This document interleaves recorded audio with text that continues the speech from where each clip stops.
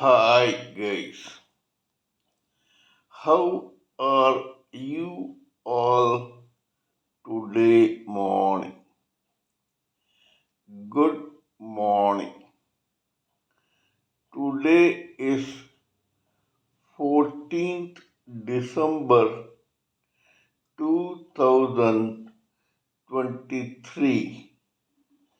My name is TSV Raghavan and I live in Chennai, Tamil Nadu, India.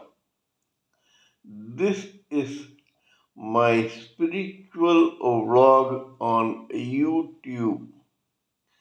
HARDAN, HARDAN, HARDAN, Haribol, TRSV, Nectar, NECTAR, Nectar.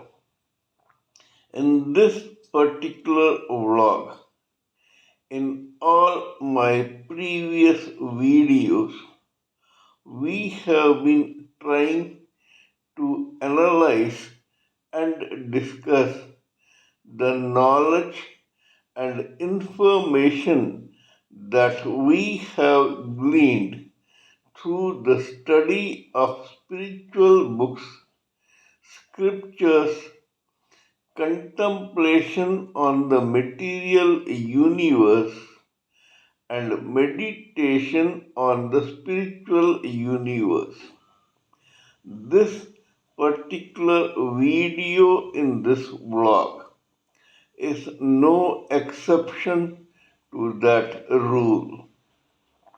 In fact, it is a mere continuation of all that we have been doing in all my previous videos.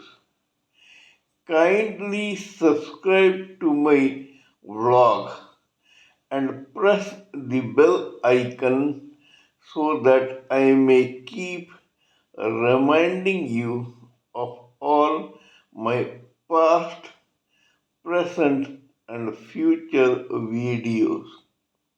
So let us continue with the topic for discussion for today's video.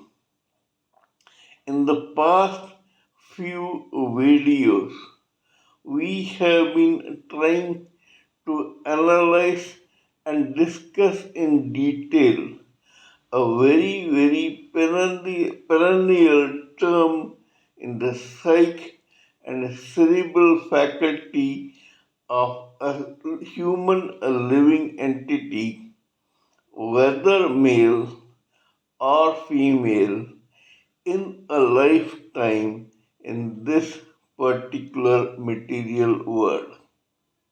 We shall continue with that particular subject. This is called mind, the term that is playing a very important role in the psyche of every human living entity, whether male or female, in a particular lifetime in this material world. Mind is the subtle form of a mass of tissue safely embedded in the cranium of every human living entity known as brain. The brain is the gross form of the subtle mind, and the mind is the subtle form of the gross brain. Mind here does not only consist of the astral mind of feelings and emotions, it includes the causal body of intelligence and logic and the etheric body of five senses, namely sight, hearing, smell, taste, and touch. This mind, which we are trying to analyze, is that storage in which vibrations from the three subtle bodies of every human living entity are stored continuously right from the moment he or she is born until the end when he or she ends his or her lifetime in this material world. This mind stores all these vibrations and then transmits them to this mass of tissue in the gross body of a living entity that is called brain. This brain selects some of these vibrations and starts processing them. Once it does so, it extracts a juice out of the selection of vibrations sent to it by the mind. This juice is percolated down the gross body of that particular human living entity, whether male or female, and that particular living entity acts according to that particular juice. This process is perpetual. It begins 9 months before a baby is born and it ends the moment that particular living entity passes on to another birth.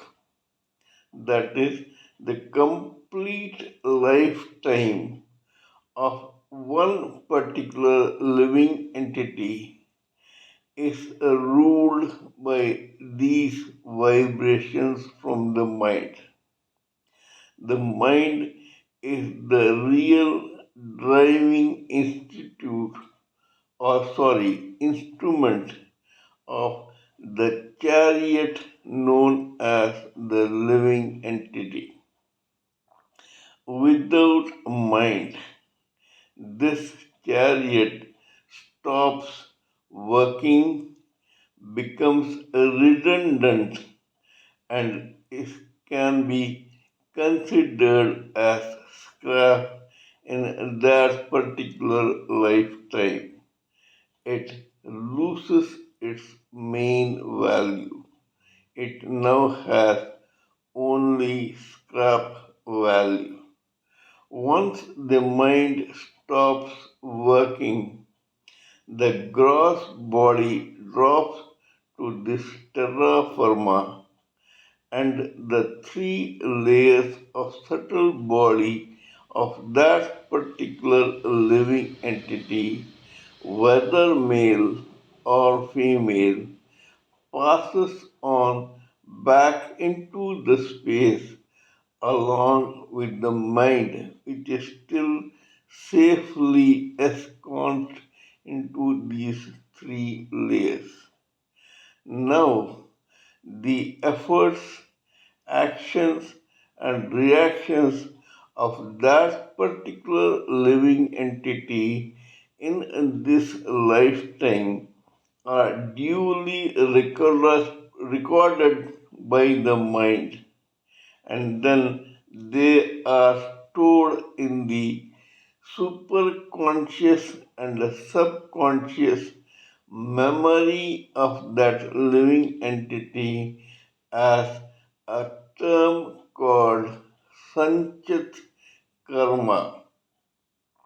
These actions and reactions are those which are still alive In other words, the person has not worked them out.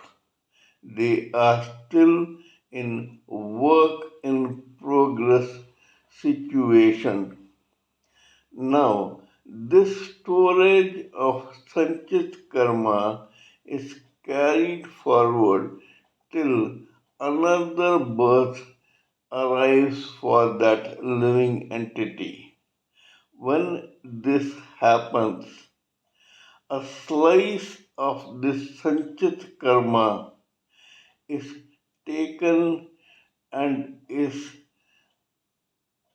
attested or assigned as the foundation and origin for the next birth of that particular living entity. It is this slice of Sanchit Karma known as Prarabdha Karma that is used to design the next lifetime of that particular living entity. After this, this person takes birth in another lifetime. For the time being, only this prarabdha karma works in the life of that living entity. But after some time, when he or she becomes more matured and experienced and educated or knowledgeable, that person starts working on what is known as Kriyamana Karma. Kriyamana Karma is one type of karma of actions and reactions that is based on the free will of that particular living entity, whether male or female, in that particular lifetime. It may be or may not be born out of that slice of Sanchit Karma called Prarabdha Karma. It may or may not be directly or indirectly related to that Prarabdha Karma. The actions and reactions of this free will karma is known as Kriyamana Karma. Of these actions and reactions, 90% are completely worked out in that particular lifetime itself. However, 10% of the residue of that karma's unworked part is again pasted to the already existing Sanchit karma of that particular living entity when he or she passes on from that particular lifetime. Now, this unworked karma of Kriyamana karma, which is known as Agami karma, is becoming or has become a part and parcel of the already existing Sanchit karma of that particular living entity. In his or her next birth, this unworked Kriyamana karma, known as Agami karma, which is already a part of that Sanchit karma, may or may not be used to bring out or cut out a slice of prarabdha karma which will become the origin or foundation for the next birth of that living entity. This process goes on and on in the lives of every living entity, whether male or female, while he or she is entrapped into an endless chain of births and deaths of the human beings in the society in a particular generation or lifetime. 75% are only on the vegetative, trance like, zombie like situation in that particular lifetime. 20% are those who worship the dark negative forces already existing in this material world. Only 5% worship the positive forces of this material world, and it consists of all those who are positively material or positively spiritual. In other words, mind, karma, sanchit karma, prarabdha karma, kriyamana karma, and agami karma are equally applicable to the mundane society, to the 20% worshippers of negative forces and the 5% worshippers of the positive sources. Hence, when we try to analyze any one of them, we must take case histories from all three categories. We have already discussed in detail that 5% so that we can understand the positive forces and their contribution to the society in a better way in our past videos. However, we have to grudgingly accept that we must also give equal importance to the 20% worshippers of dark negative forces. We must appreciate that as far as God Himself, the Creator Himself, is considered, both divine as well as demonic people are His own creation. Similarly, when we try to understand God's creation better, we must take into consideration this 20% also.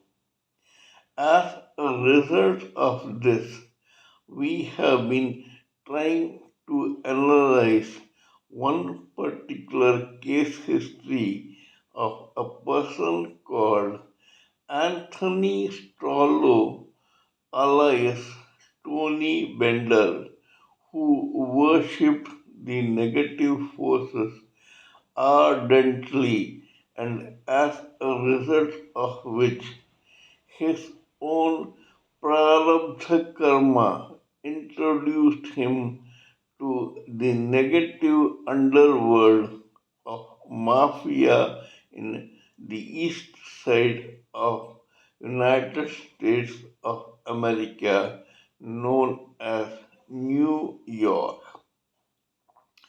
Tony Bender as we know through my previous videos, was a very mysterious, suspicious, and secretive person.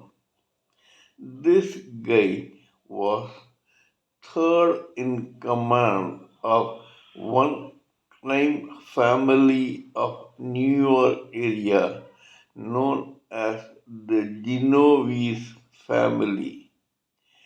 His immediate boss was a person called Tommy Eboli, and his real boss was none other than the awesome Vito Genovese, who was imprisoned in the Sing Sing prison in New York because of a 15-year sentence. This Tony Bender suddenly disappeared in thin air in the year 1960 or 1962 from his residence in a place called Staten Island in the New York state. We are trying to analyze minds of various guys playing a role in this case history to analyze what exactly happened to this particular person called Tony Bender and the reason for his sudden disappearance. In the mafia of that period, there was one very big crime family known as Luciano family. This Luciano family was headed by a person called Salvatore Lucania, also known as Lucky Luciano. When Lucky Luciano was banished back to his hometown in Italy in the late 1946 or 50, his immediate boss, Vito Genovese, took over that family. When Vito Genovese took over that family, this family became known as the Genovese family. Tony Bender was a very important mobster who was third in command in that particular family. Everyone in the underworld thought that the original boss, Lucky Luciano, and Vito Genovese were two peas in a pod. These two were so close to each other. However, only a few knew that these two were deadly enemies out to kill one another. It is an irony of fate and destiny that Lucky Luciano was born on 24th November 1897 in a village called Larcara Friddi in the island of Sicily, south of the mainland Italy. And the other guy, Vito Genovese, was born either on 3rd November or on 27th November, The same year of 1897, in a southern town of Naples in Italy. Both these guys were unknown to each other at that time. Both migrated to New York and New Jersey respectively, while Lucky Luciano and his family settled down in New York. Vito Genovese and his family settled down in the nearby province of New Jersey. Little did they know then that destiny had played such an important role in the lives of these two young men that their lives would be happily entwined to each other from the moment both reached their 16th year of age. Now, what happened was, while Lucky Luciano, who was now in Italy, was very close to one person called Pascal Eboli.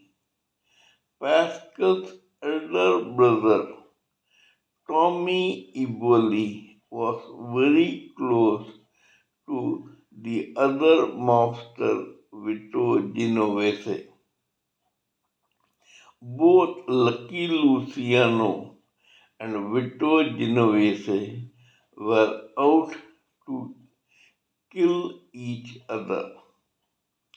Vito Genovese had his very big stable of associates and followers, while Lucky Luciano had only few of his former associates who were equally envious and inimical towards that Don called Vito Genovese.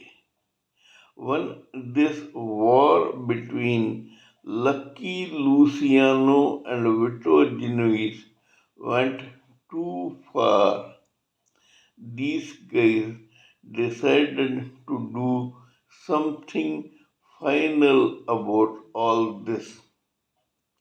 At that time, there was one very awesome and very big Jewish mobster called Abe Longy Zwillman. Both Zwillman and Vito Genovese operated from the province of New Jersey, which is adjacent to New York. It is true that Zulman was not a party to the mafia of the Sicilian clan in the New York underworld, but however, he was quite friendly to Luciano, Frank Costello, another mobster, and his own counterpart in the Jewish mob called Meyer Lansky. Because of his own unexpected and unwanted notoriety, Zulman came into the focus or limelight of a government commission called Krafauer Commission. This Krafauer Commission was designed and put in place to investigate the doings of various mobsters in the American underworld by none other than the then Solicitor General Robert Kennedy. Robert Kennedy was only trying to wreak utter vengeance on Abner Zulman because this guy had once leaned on his own father, Joseph Kennedy. As as a result of this, the tussle between Abe Longy Zulman and the Solicitor General Robert Kennedy became quite clear. While Robert Kennedy could have been more lenient to other mobsters, he was certainly out to catch the throat of Abe Longy Zulman. Zulman realized this very well right from the beginning. He knew now that he was deep into unescapable troubles. At that time, he needed finances to run or fight his own legal demons and battles.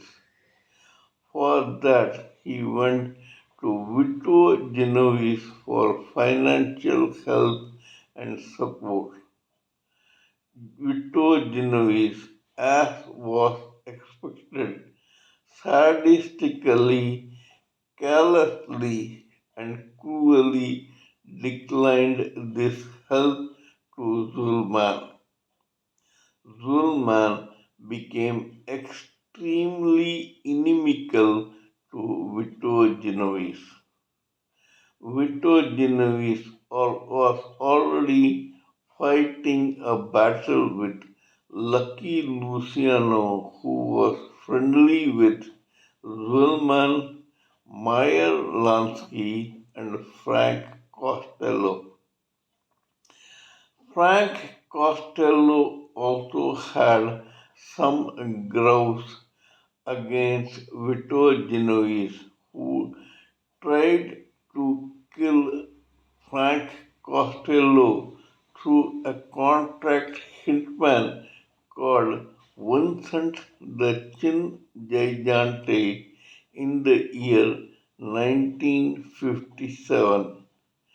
Costello escaped this hit, but he knew there and then that as long as Genovese was out in the streets, Costello's life was not secure.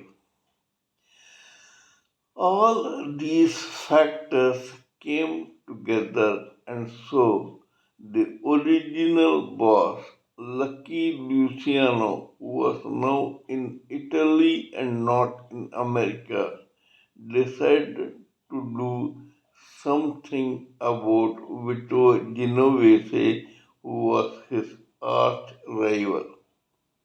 He approached both Meyer Lansky and Frank Costello to do something about this.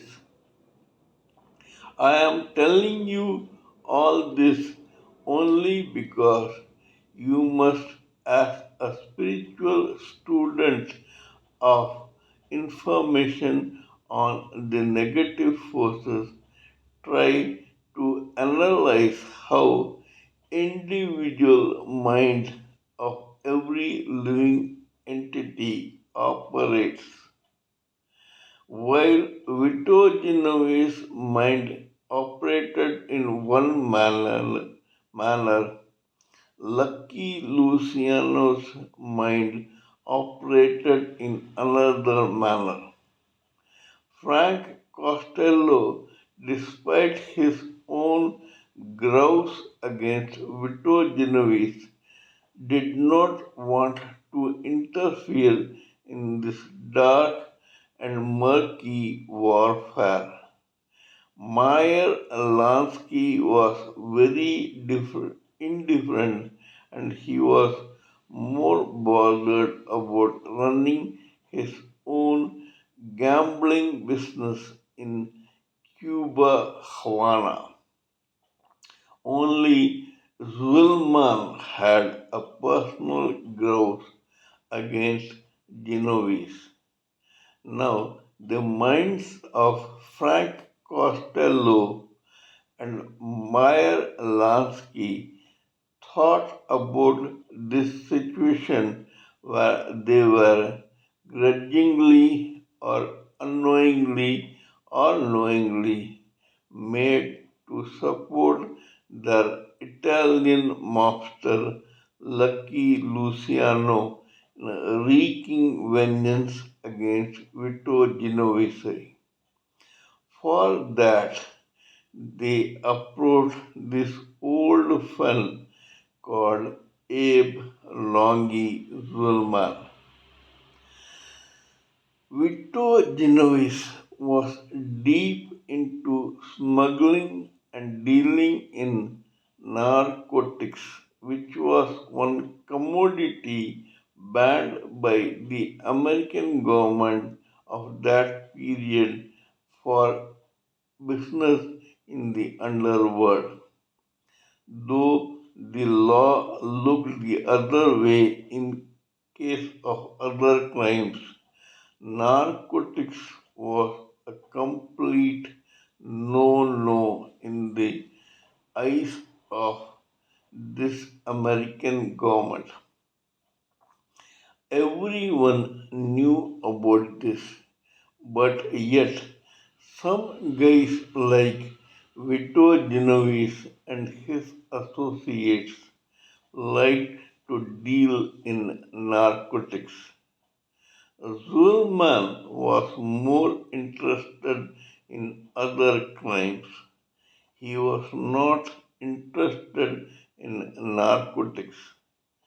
However, during his own course of business, he came across one seller of narcotics who wanted a suitable customer. Zulman took this opportunity to wreak vengeance on Genovese. He told that seller that he had a friend called Vito Genovese who could purchase this heroin consignment from the seller and deal it in New York and Nevada. Zillman informed Genovese about this deal and said that he, Zillman, only needed a commission in this particular transaction. Genovese agreed. Zulman silently tipped off Frank Costello and Meyer Lansky along with Lucky Luciano about this incoming or upcoming transaction. They in turn informed the American authorities. However, before the American authorities could react, Genovese successfully purchased that consignment from the seller and sold it in the market at a very huge profit. This frustrated Abe Longy Zulman, Frank Costello, Meyer Lansky, and Lucky Luciano. They could not imagine that despite such negative forces out to assail him, how could Vito Genovese succeed in this particular transaction? Now they got very serious and wanted to do something quite final in this matter. We have discussed about the minds of various guys who worshipped the negative forces in this particular video. We shall continue with this discussion in my next video. Kindly let me know what you think of my talk on this subject in this particular video. Please give me your own expert opinions, thoughts, ideas, and views so that I may blend everything together for the sake of this society. Before concluding, let me remind you that I am also a published author with Amazon Kindle and paperback. I write on spiritualism, fiction, and assorted subjects. Spiritualism happens to be my favorite subject. Till we meet in my next video, it is good morning from TSV Raghavan.